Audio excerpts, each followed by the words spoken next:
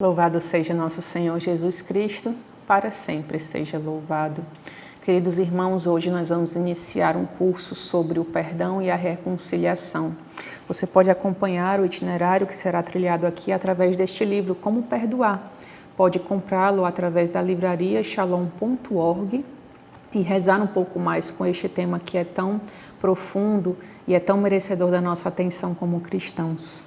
Esse livro já está na sua segunda edição e eu tenho recebido vários feedbacks a respeito da sua leitura, daqueles que leram este livro, rezaram com ele e realmente encontraram aqui um itinerário que os ajudou a perdoar, os ajudou a ter uma vida reconciliada. Eu escolhi esse tema porque, primeiro, na fundamentação bíblica do carisma Shalom, o perdão está presente. Em João 20:19, nós iniciamos a passagem, porém, em João 20:22, nós temos a narrativa do evangelista São João. Soprou sobre eles e lhes disse, Jesus soprou sobre os seus discípulos e lhes disse, como o Pai me enviou, também eu vos envio. Aqueles a quem perdoardes os pecados, ser-lhe-ão perdoados.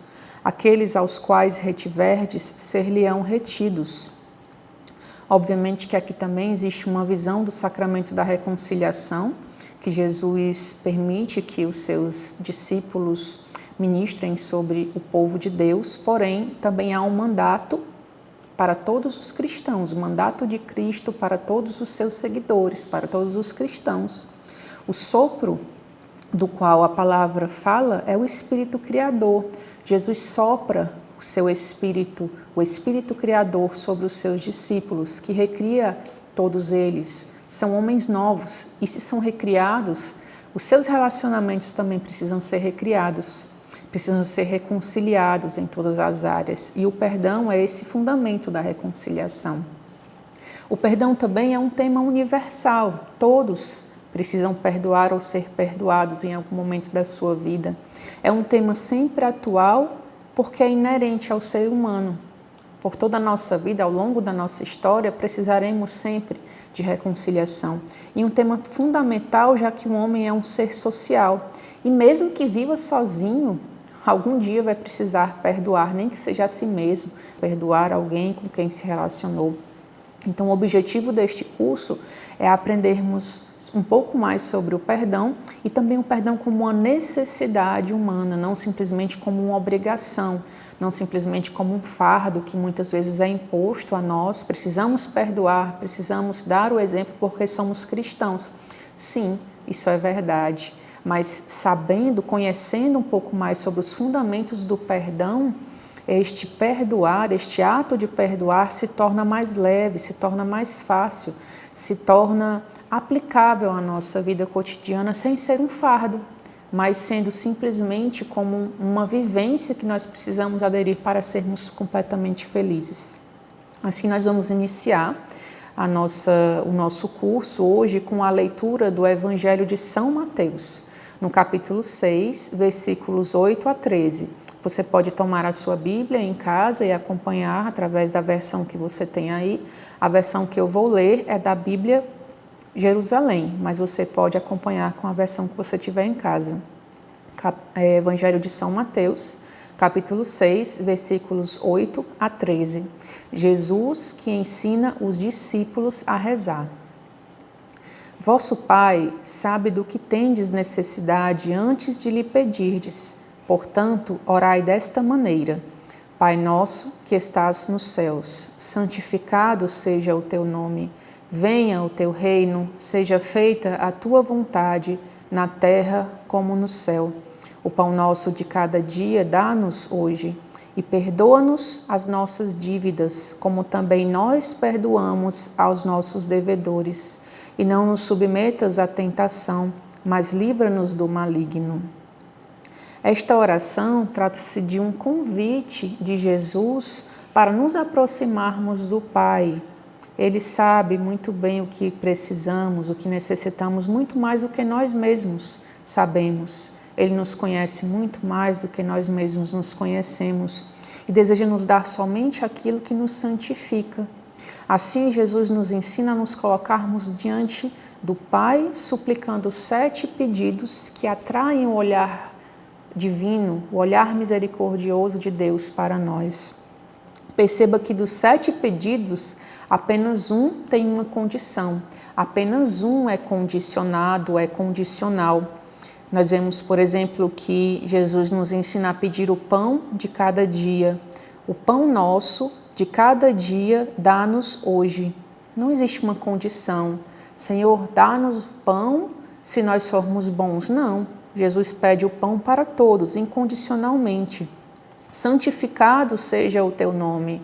Que o nome do Pai seja santificado em todos os lugares, por todos os homens, incondicionalmente. Porém, quando Jesus fala a respeito do perdão, ele impõe uma condição. E perdoa-nos as nossas dívidas, como também nós perdoamos aos nossos devedores. A esse respeito, Bento XVI nos explica, nos dá uma explicação em seu livro Jesus de Nazaré. Ele nos diz: com esse pedido, o Senhor nos diz, a culpa pode ser vencida por meio do perdão, não por meio da vingança. Deus é um Deus que perdoa, porque ama as suas criaturas, mas o perdão só pode penetrar, ser realmente eficaz em quem for em si mesmo capaz de perdoar. O perdão só pode penetrar, ser realmente eficaz em quem for em si mesmo capaz de perdoar. Portanto, há essa conexão que é feita entre a forma como nós tratamos os nossos semelhantes, o nosso próximo, e a forma como Deus nos trata. Sabemos que Deus é infinitamente melhor, infinitamente mais misericordioso do que nós. Isso nós não temos dúvida. Porém, Ele nos chama a imitá-lo. Ele nos chama a seguir a sua própria iniciativa do perdão. Sim, porque Cristo, o Filho de Deus, o Deus Filho, perdoou os seus algozes no auge do sofrimento da cruz. Por sua paixão, morte e ressurreição, Jesus cancelou a dívida impagável que havia entre a humanidade e Deus, perdoando-nos das nossas iniquidades. Então, se recebemos tão grande perdão do Senhor, também devemos agir da mesma forma com aqueles que nos ferem, com aqueles que nos ofendem. Essa palavra, e perdoa-nos as nossas dívidas, como também nós perdoamos aos nossos devedores, nos fala sobre dívidas. Em algumas traduções nós escutamos, perdoa-nos as nossas ofensas. Mas aqui nessa tradução é interessante perceber que fala-se sobre dívida. E na cultura judaica, quem ofendia ou causava prejuízo a alguém se tornava devedor desta pessoa. Então, por isso, Jesus, ele inserido nesta cultura judaica, usa o termo dívida. E como exemplo, nós temos uma parábola, uma parte do Evangelho muito conhecido, mas vale a pena nós relermos este Evangelho hoje, vale a pena mergulharmos um pouco mais sobre esta palavra. Nós estamos falando do Evangelho de São Mateus, no seu capítulo 18, versículos 23 a 35. Eu te convido a mais uma vez a abrir a sua Bíblia e acompanhar esta palavra. Ela é um pouco longa, mas vale muito a pena que nós mergulhemos hoje nesta perícope, nesta parte da Sagrada Escritura, porque ela é muito rica e vai nos ajudar muito a entendermos o tema do perdão. Então vamos lá, Mateus 18, versículos 23 a 35. O reino dos céus é semelhante a um rei que resolveu acertar contas com os seus servos. Ao começar o acerto, trouxeram-lhe um que devia 10.000 talentos. Isso equivalia, na época, segundo a Bíblia Jerusalém, equivalia a 120 toneladas de ouro. 10.000 talentos seriam relativos a 120 toneladas de ouro. Guarde essa informação. Vamos continuar. Não tendo este servo com o que pagar, o Senhor ordenou que o vendessem, juntamente com a mulher e com os filhos, e todos os seus bens, para o pagamento da dívida. Isso me faz recordar quando Judas vende Jesus por 30 moedas de prata, que era o preço de um escravo. Judas vendeu o Filho de Deus para pagar as nossas dívidas. Voltemos para esta palavra. O servo, porém, caiu aos seus pés e prostrado suplicava-lhe: Dá-me um prazo e eu te pagarei tudo. Diante disso, o Senhor, compadecendo-se do servo, soltou-o e perdoou-lhe a dívida. Ora, 120 toneladas de ouro, mesmo que fossem vendidos o servo, a sua mulher, os seus filhos e os seus bens, mesmo assim não seria suficiente para pagar esta dívida. Então, o rei, compadecido do servo, que lhe pediu um prazo para pagar a sua dívida, solta-o e perdoa-lhe a dívida. Perdoa-lhe porque sabia que era impossível que este servo pagasse essa quantia absurda que era devida. Vamos continuar. Mas quando saiu dali, esse servo encontrou um dos seus companheiros de servidão, um semelhante a ele, que lhe devia 100 denários. Essa quantia de 100 denários, vale a pena mencionarmos que ela deveria valer em torno de 30 gramas de ouro. Ou seja, o servo devia ao seu rei 120 toneladas de ouro, enquanto que o servo devia a outro servo 30 gramas de ouro. Olha a diferença. E agarrando o servo que devia a ele, pelo pescoço, pôs-se a sufocá-lo e a insistir: paga-me o que me deves. O companheiro, caindo aos seus pés, rogava-lhe: dá-me um prazo e eu te pagarei. Esse segundo servo foi o mesmo pedido que o primeiro servo fez ao rei, mas ele não quis ouvi-lo, ou seja, ele não compadeceu-se do servo como foi feito a ele. Antes, retirou-se e mandou lançá-lo na prisão até que pagasse o que devia. Vendo os seus companheiros de servidão o que acontecera, ficaram muito penalizados e, procurando o Senhor, contaram-lhe tudo o que havia acontecido. Contaram-lhe todo o acontecido. Então o Senhor mandou chamar aquele servo e lhe disse: servo mau, eu te perdoei toda a tua dívida, porque me rogaste.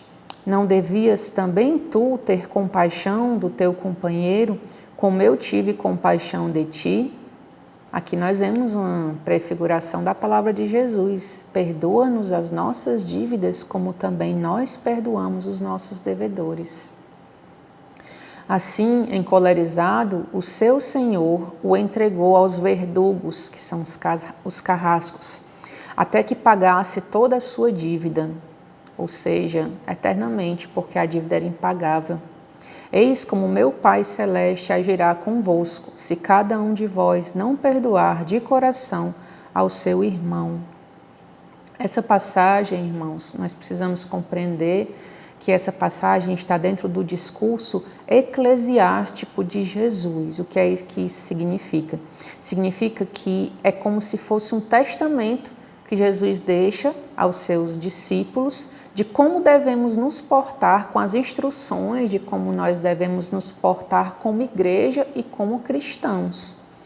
Dentre esses comportamentos que Jesus nos ensina, todos lá inseridos no capítulo 18 do Evangelho de São Mateus, primeiro Jesus começa falando quem é o maior no reino dos céus, que é aquele que serve.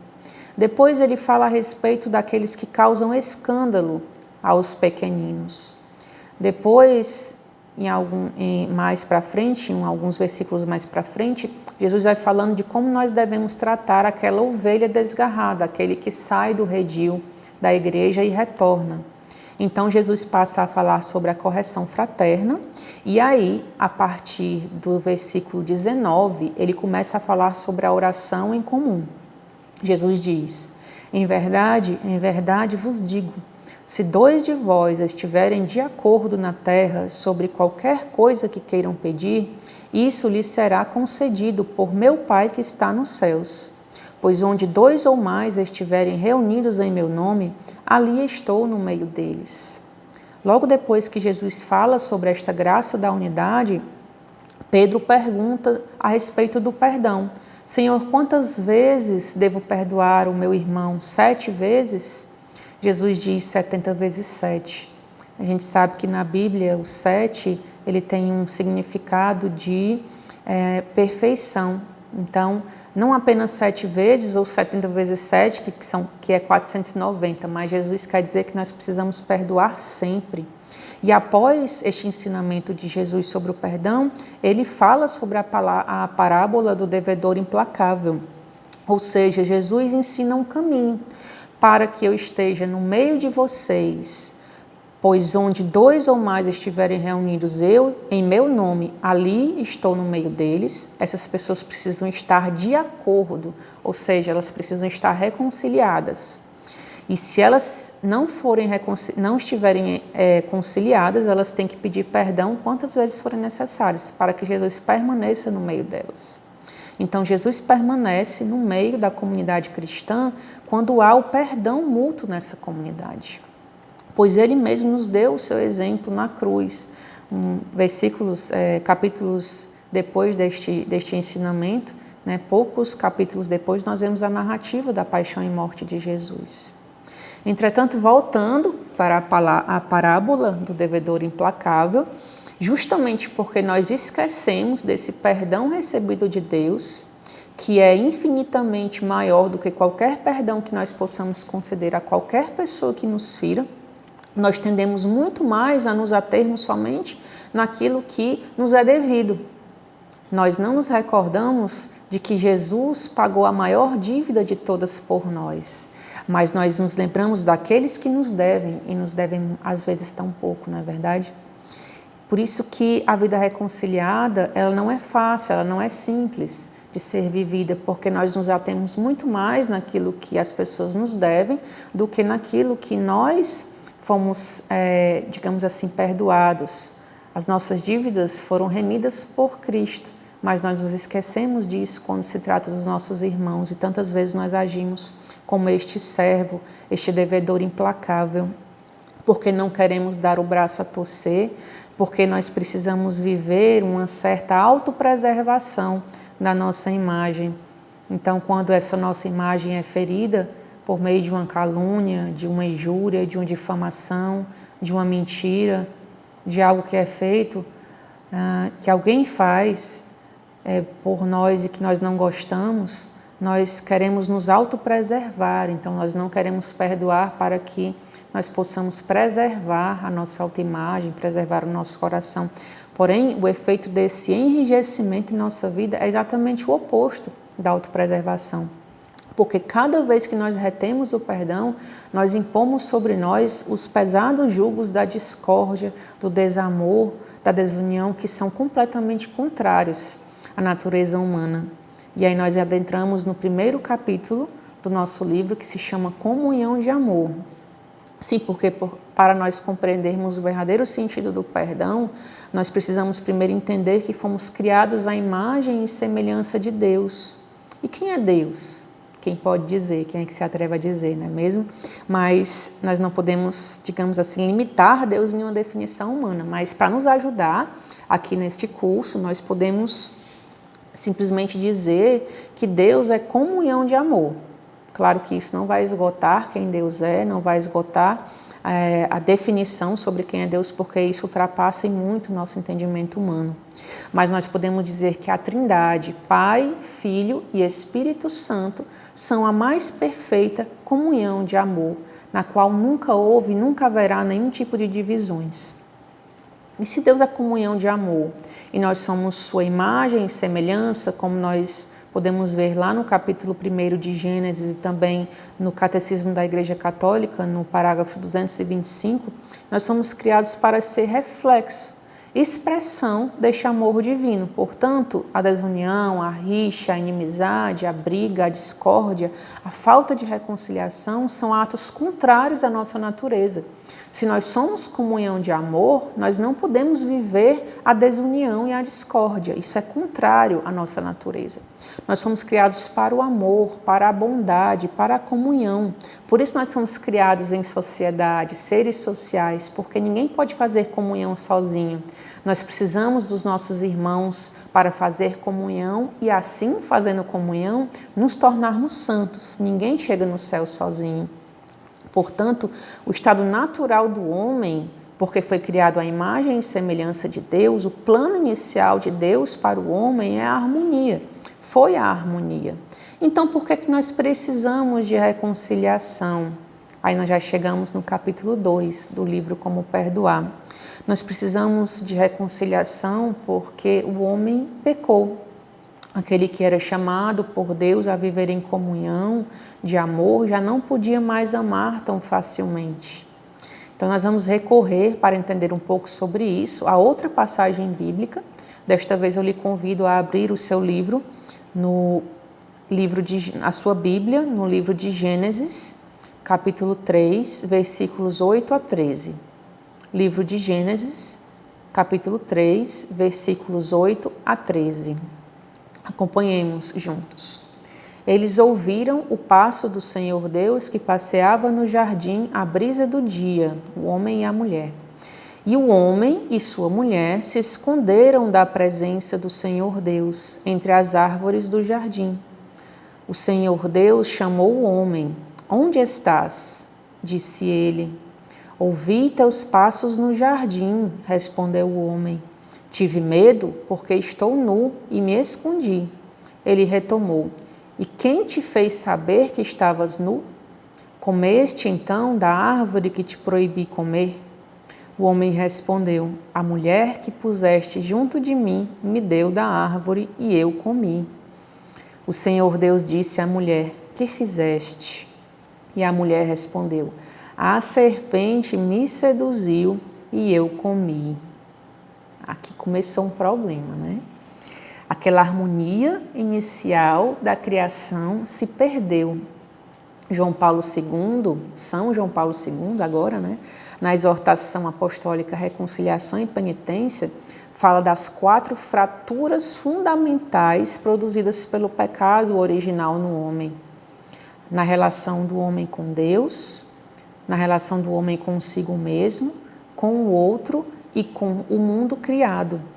Houve essas 4 rupturas e então, a partir daí, não era tão fácil mais amar e ser amado, não era tão fácil ouvir os passos de Deus e correr ao seu encontro, como o homem fazia antes do pecado. Nessa passagem, nós vemos que o homem se escondeu de Deus. O primeiro pedido de desculpas do homem a Deus era necessário naquele momento, porém o homem se esconde. E por que o homem se escondeu? Porque se dá conta da sua fragilidade. A fragilidade do homem aqui é representada pela sua nudez e está cheio de medo e vergonha de Deus por ter feito algo errado. Outro fato que nós podemos ver nessa palavra, nessa passagem, é que o pecado individual se torna comunitário, pois começaram as acusações entre o homem e a mulher, entre Adão e Eva. E Eva coloca a culpa na serpente. Um dos motivos maiores que nós encontramos na falta de reconciliação, na falta de perdão, é este ato de sempre colocar a culpa no outro. Aquela que havia merecido de Adão a exclamação, essa sim é osso dos meus ossos e carne da minha carne, aquela que foi admirada por Adão quando Deus a criou, agora tornou-se sua rival. É como se Adão dissesse, olha, em primeiro lugar, se você não tivesse me dado essa companheira, eu não teria pecado. Ela não teria me oferecido o fruto e eu não teria pecado. Mas nós sabemos, irmãos, que cada um, o homem e a mulher, tiveram a sua parcela de culpa no pecado original. E por culpa do homem, da raça humana, rompeu-se a ponte que unia-o a Deus. Assim necessitamos de reconciliação, pois essa comunhão inicial foi perturbada pelo pecado e já não é tão fácil olhar o outro, o nosso irmão, como criatura de Deus. Nós tendemos a olhar o nosso irmão muito mais como inimigo. Ora, o nosso irmão ele não é nosso inimigo, ele é apenas o nosso irmão. Mas, por vezes, pela falta de reconciliação e a falta de perdão, nós o vemos como o nosso maior inimigo. Nós sabemos que Jesus já nos libertou desse mal. Nós sabemos que nós somos libertos deste jugo do pecado original. Porém, esse pecado original deixou em nós as suas marcas, que são as concupiscências, que nos tentam a vivermos para nós mesmos, ao individualismo, a subjugar os outros, As concupiscências, elas são as consequências do pecado deixadas em nós. Para facilitar, existe essa analogia bem interessante que o Monsenhor Jonas Abib faz em suas pregações, de que ele adquiriu hepatite, que é uma inflamação, uma virose, né, que dá no fígado, e ele ficou bom dessa doença. E anos depois, uma irmã da comunidade dele, a Canção Nova, precisou de transfusão de sangue. Ele se ofereceu para doar sangue, mas quando chegou ao hemocentro, descobriu que não poderia ser doador de sangue. E por quê? Porque o vírus ainda estava no seu organismo. Então, ele poderia ser um transmissor da hepatite se alguém recebesse o seu sangue. Ou seja, a doença do pecado foi curada em nossa vida por meio de Jesus Cristo. Porém, esses resquícios do vírus permanecem em nós. As concupiscências do poder, do prazer e do possuir. Poder, prazer e possuir não são em si mesmos errados, mas o exagero no desejo de poder, no desejo de ter prazer e no desejo de possuir as coisas é que traz essa inclinação ao mal. Porém, nós temos também que ter essa consciência de que nós não perdoamos sozinhos. A Trindade vai conosco em cada ação que realizamos no caminho para o perdão. Sabemos que Cristo é vitorioso sobre o pecado e sobre a morte. Então, nós não perdoamos sozinhos, embora exista em nós algo que não quer perdoar, algo que não quer ceder, algo que não quer ser humilhado, algo que não quer aceitar a humilhação que sofremos quando sofremos algum tipo de injúria, algum tipo de mágoa, algum tipo de ofensa. Existe em nós também a força de Cristo que nos foi dada pelo batismo. E essa força de Cristo em nós, que é o Espírito Santo, é capaz de mover em nós toda a oposição e transformar em sinergia, em cooperação com a graça de Deus. Aquilo que foi destruído pela desobediência de Adão foi reconstruído pela obediência de Cristo, e essa obediência de morte, morte de cruz. Então, e também existe essa passagem bíblica que é belíssima, que vale a pena nós lermos aqui para vermos que tipo de sacrifício Jesus realizou por nós. Essa passagem está em Lucas, Evangelho de São Lucas, capítulo 22, versículos 41b a 44. Acompanhemos juntos. Lucas 22, versículos 41b a 44. Dobrando os joelhos, Jesus orava: Pai, se queres, afasta de mim este cálice. Contudo, não a minha vontade, mas a tua seja feita. Apareceu-lhe um anjo do céu que o confortava e, cheio de angústia, orava com mais insistência ainda. E o suor se lhe tornou semelhante a espessas gotas de sangue que caíam por terra. Trata-se do relato da agonia de Jesus. A obra mais difícil já foi concretizada por ele, que travou essa penosa luta pela reconciliação do homem. Nessa passagem nós vemos que Jesus, esse esforço de Jesus, que o levou a suar sangue, foi um esforço não simplesmente da sua vontade ser submetida à vontade do Pai, mas em Jesus Cristo, o homem perfeito, em Jesus Cristo, o novo Adão, toda a oposição da humanidade, de todos os homens que já passaram, dos homens do tempo de Jesus e dos homens que ainda hão de vir depois de nós, essa oposição foi transformada em cooperação. Este esforço de Jesus foi para que a humanidade inteira voltasse a cooperar com a graça de Deus.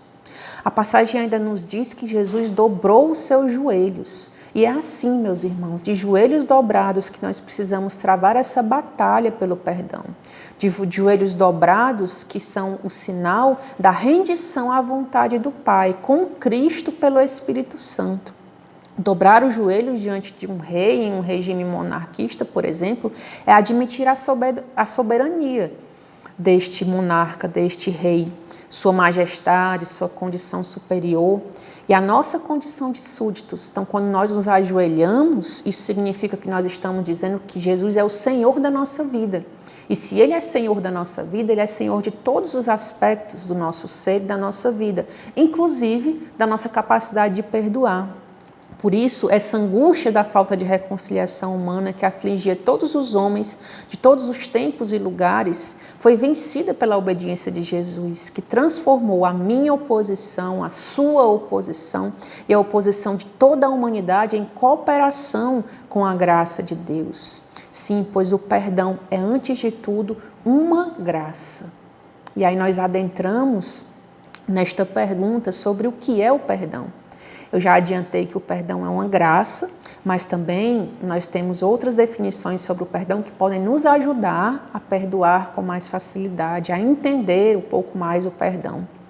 Em um dicionário comum, se você abrir um dicionário comum, você pode encontrar a definição do perdão como uma remissão de pena, uma desculpa, um indulto, é por essa linha. Já se você abrir um dicionário de espiritualidade, esse vai nos ensinar que o perdão é a remissão de uma culpa, tendo em conta a fragilidade dos que a cometem e por um amor sobrenatural a Deus. Portanto, qual a diferença entre o perdão que o mundo nos ensina e o perdão que Deus nos ensina? Ele nos dá a diferença de que é uma remissão de culpa, tendo em conta a fragilidade dos que a cometem e por um amor sobrenatural a Deus. Em Gênesis 3, 21, há o relato de quando o homem percebe sua fragilidade. Imediatamente o homem percebe sua fragilidade após o pecado original, representado ali pela sua nudez. O homem percebe que estava nu, porque o homem percebe a sua fragilidade. Ele também experimenta naquele momento a ação amorosa do Criador. Em Gênesis 3, 21, nós lemos que o Senhor fez para o homem e sua mulher túnicas de pele e os vestiu. É verdade que a desobediência do homem fez com que ele não pudesse mais habitar na presença de Deus. Não é que Deus tenha expulsado o homem simplesmente do paraíso, mas para o homem se tornou impossível conviver com Deus. A grandeza e a beleza e a bondade de Deus não poderiam mais ser suportados pelo homem pecador. Porém, Deus não deixa este homem à mercê da sua própria nudez para sempre. Ele faz para o homem e sua mulher túnicas de pele e os veste. Esse ato significa a indulgência do Senhor, pois as túnicas servirão como uma proteção para esconder a vergonha do homem, a nudez do homem, e o socorrerão nas suas vicissitudes que ele viverá fora do jardim, fora do paraíso. Mesmo tendo ele próprio optado por esta separação, Deus não abandona o homem à sua própria sorte. E mais, seguindo, nós vemos que Deus aceitou a opção livre do homem de pecar.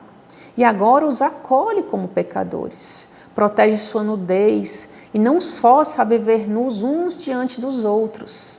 Ou seja, a misericórdia divina desarma a sua justiça.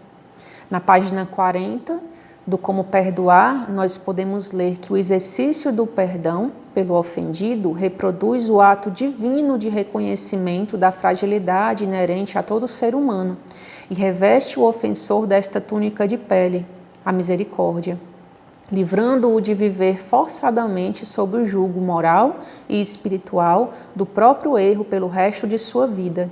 É a misericórdia que supera a justiça. É o amor que cobre uma multidão de pecados, como nós vemos em 1 Pedro 4, 8.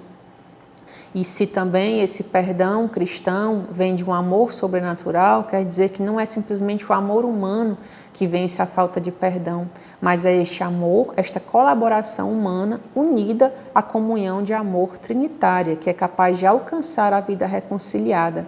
Portanto, o perdão, mais uma vez eu digo, é graça, que supõe dispormos a nossa natureza, mesmo fragilizada, mesmo pecadora, para que Deus haja em nós e nos impulsione a perdoar.